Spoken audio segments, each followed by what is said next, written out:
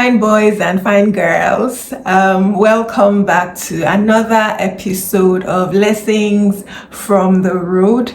I'm still in Albania. I'm still traveling in Albania, but I'm leaving soon, and my life is going to get very busy. So I hope I can still be as consistent, although I will try to be consistent. But yeah, today is another beautiful day, and I have another lesson to share from my travels from the road. This is like a lot of lessons in one, really. This one is titled the things I wish somebody had told me when I was in my 20s. Things I wish someone had told me when I was in my 20s. So the first thing I wish somebody had told me when I was in my 20s is prioritize your health. You see, all those uncool things that people talk about, eat healthy, exercise, sleep well, don't take too much alcohol, all those things that just seem very uncool.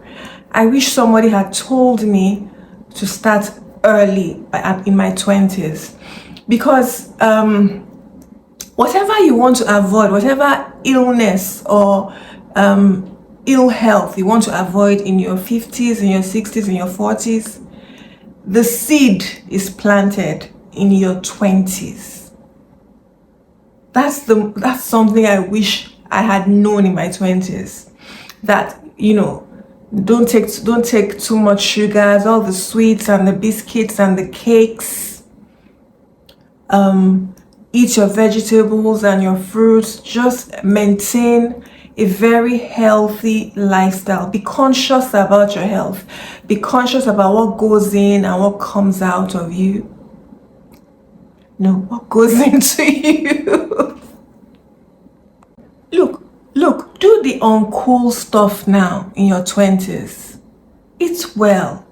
Eat well. Don't just eat anything you see. Make a conscious effort to eat your fibers, your proteins, to drink a lot of water, enough water. Sometimes dehydration masks itself as hunger. Drink water, eat well, rest well. Start now. If you don't want to have chronic illnesses in your old age, if you don't want to walk with a walking stick in your 40s and 50s, exercise now. Don't do sedentary lifestyle now. Now is when to start stacking up the cards in your favor regarding your old age, your health in your old age. Okay? Start now. Start early. The second thing I wish somebody had told me in my 20s was prioritize knowledge. Prioritize knowledge. Look, your ignorance is costing you. And when I say your ignorance, I mean your ignorance about anything. There's a way that knowledge empowers you to do the thing that you're gaining knowledge about. I mean anything. Knowledge about health and wellness, knowledge about mental health, knowledge about dieting, knowledge about God and spirituality, knowledge about, let's go practical, knowledge about architecture, for example. If you go to school and you study architecture, you're going to come out and you can actually be an architect. It's the same way. Anything you study, anything you get knowledge about, you already have an advantage in being able to do that thing. Do you understand? So the mistake is that we prioritize one form of knowledge and then abandon the rest. So we are flourishing in one area and then just in the dumps in other areas. So look at your life with surgical clarity. Whatever it is that you feel that you need to improve on, you need to work on, get knowledge about it. I mean anything. Look, if for example you're struggling with your weight, you'll be surprised by how much knowledge can empower you to change your lifestyle. Just finding out, surrounding yourself every day with the information And not just saying, oh, this is how I am, I've tried, I'm disciplined. Put the weight on knowledge, not on the doing. The knowledge will empower you to do the right thing. The knowledge will, it will also change your desires. There's a way knowledge can correct your desires. So that if you have a desire to eat sweets all the time, by the time you are reading every time that sweets are poison, one day you begin to hate sweets. Do you understand? There's a way that knowledge empowers you. Knowledge about spirituality, knowledge about God. I know a lot of people, myself included, who prioritize knowledge about God as we should, but completely abandon knowledge about other things. And we suffer for it now. Because everything, you have to know everything. I mean, not everything, but you have to know the things that you need to know. I wish I knew that in my 20s. Knowledge is key. Go for knowledge. The third thing I wish somebody had told me in my 20s is beware of your community. Beware of the people you grew up with, the people around you, and beware of the stories you believe about yourself. You know, we are social beings. We're created to be social beings. And so by design,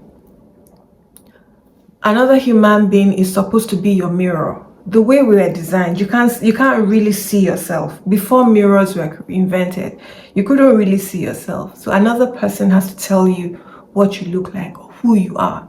All right.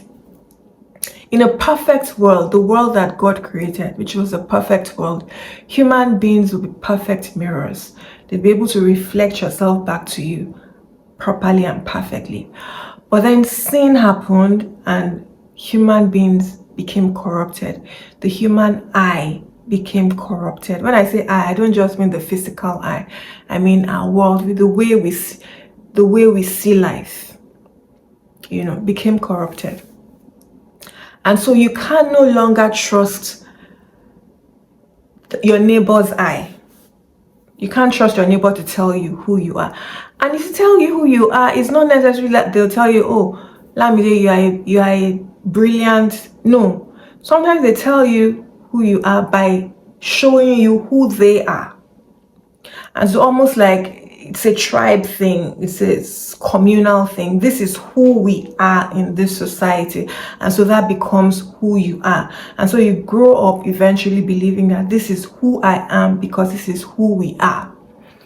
And that is wrong, because that may not be who you were created to be by God. And I have to say this because it's so important. I mean, it's okay. You can.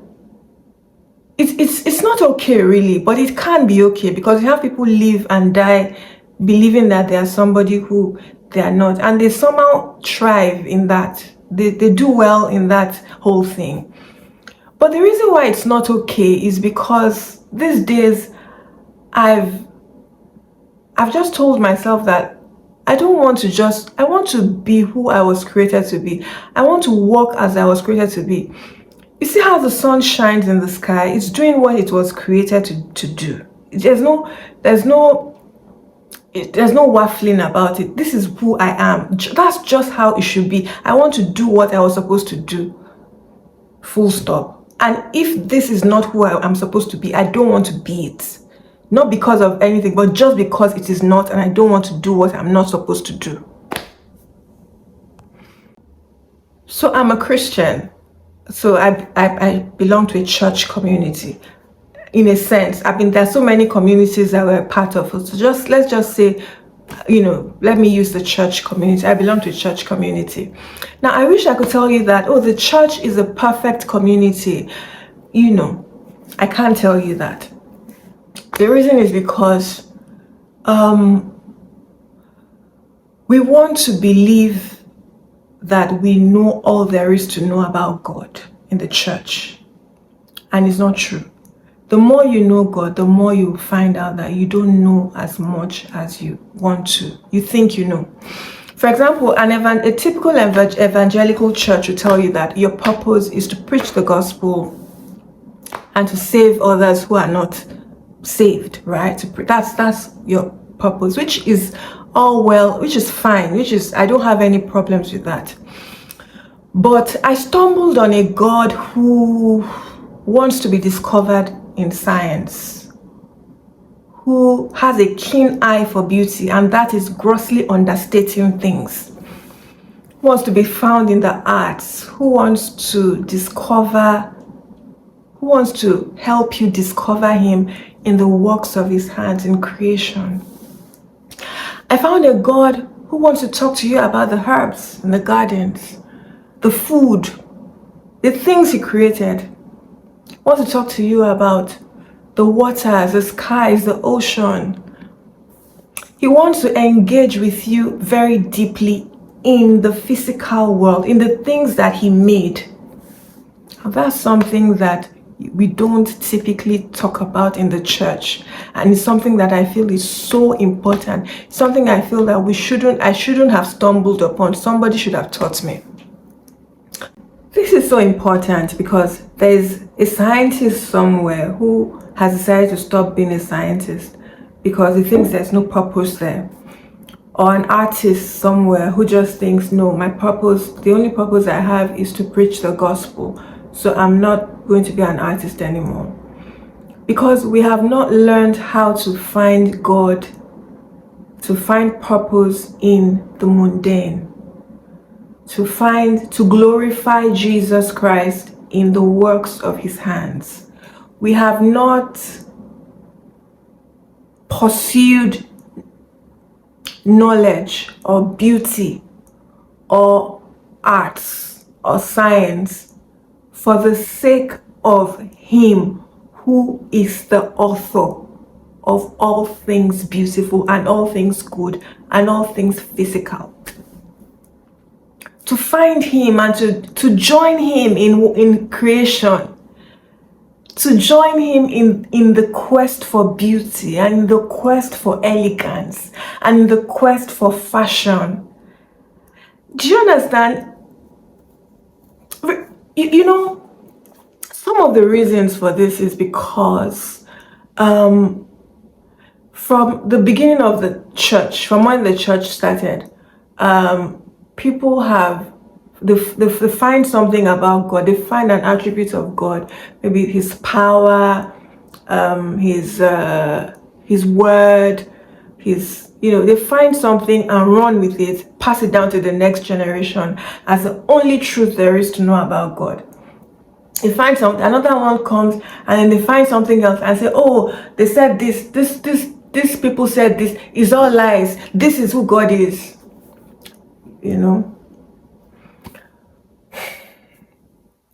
And so you have these warring factions, warring generations, if you will, who think that they know all there is to know about God.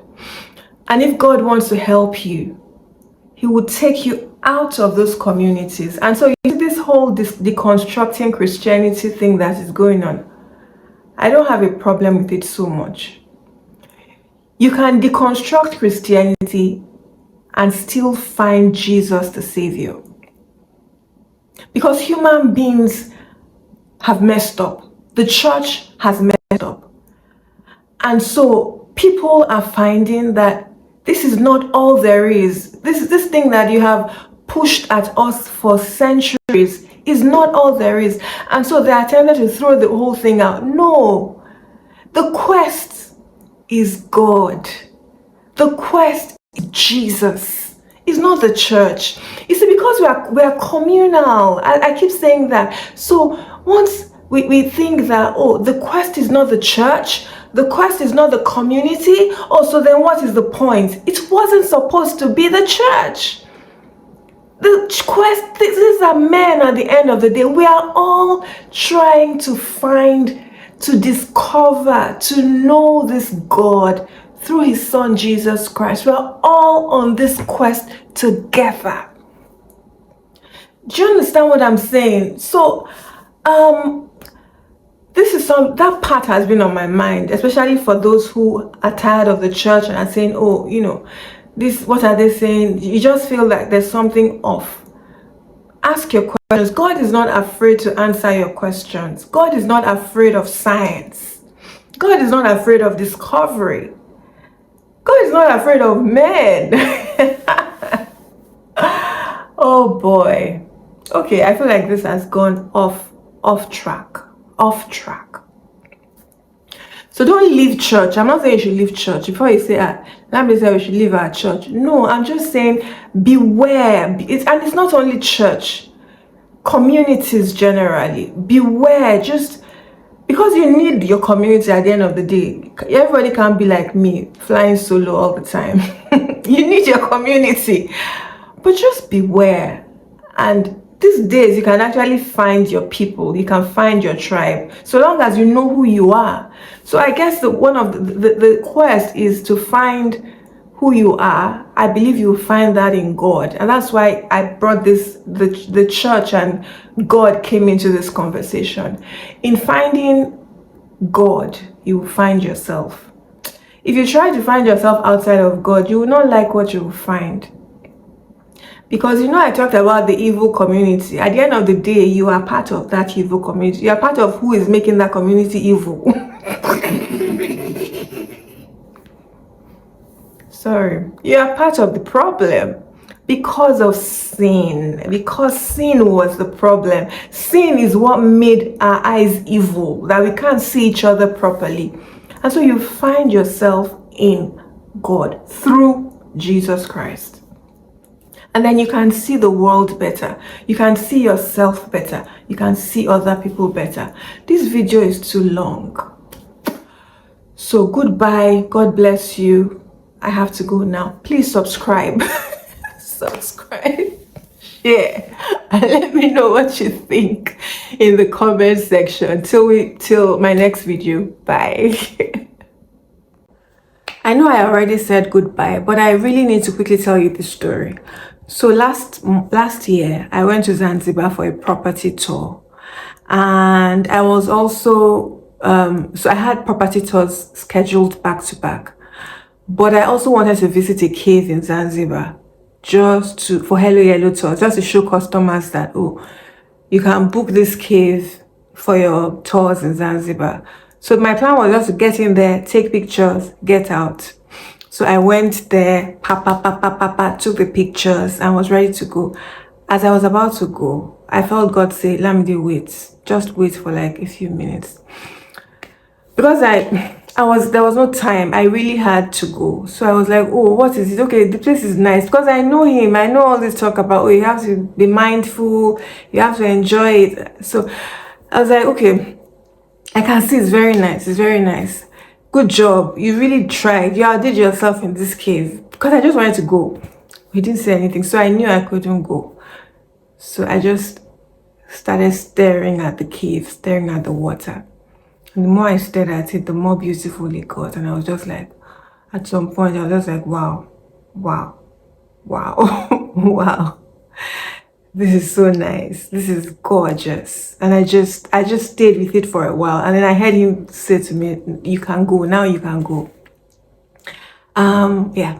If you're an artist or a musician or a painter, you know how you feel when you invite somebody to come and watch your work and they just rush through, as opposed to when they really see it and they're like, wow, wow, oh, this is so good. And you're like, oh, what do you see? What do you think? God is the ultimate creator. He's the ultimate artist. And I believe he wants us to enjoy the works of his hands. He wants to see our reaction, see our face, see us enjoy it. And I believe he also wants us to give credit. So don't say it's the universe that created the universe. Give credit. Can you give credit to who credit is due to? Our God, the beautiful one. Bye guys, for good. Bye and God bless.